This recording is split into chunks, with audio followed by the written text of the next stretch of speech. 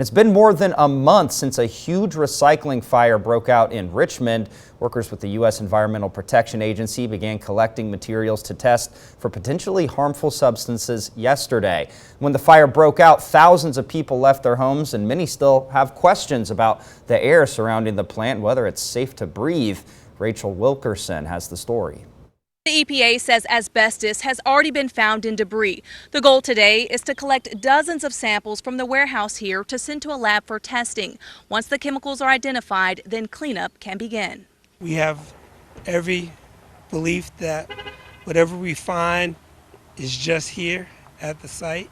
Alan Gerald is the on-site coordinator with the U.S. Environmental Protection Agency. He says for the next 4 to 5 days, teams will be collecting samples to test for any and every toxin. We're going to be taking probably 20 samples to check for asbestos, and then we'll do 60 samples to look for, again, metals, SVOCs, PCBs, pesticides, any and everything else.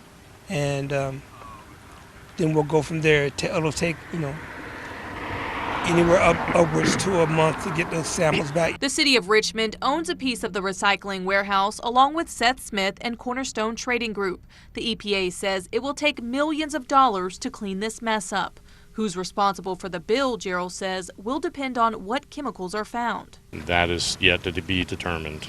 Hauling the debris off-site is also expected to take months. And in this case, we could be competing for trucks with what's going on up in East Palestine, and hopefully it won't be that problem.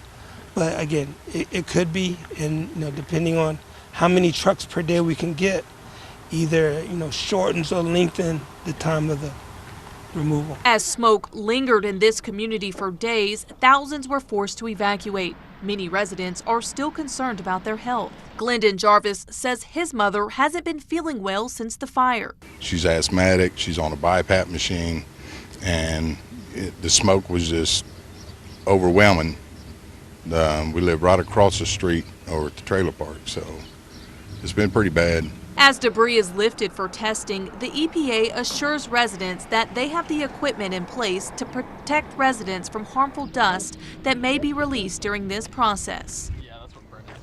Again, that was Rachel Wilkerson reporting. The fire began in a semi-trailer loaded with plastics, then spread to surrounding piles of recyclables before eventually reaching the building.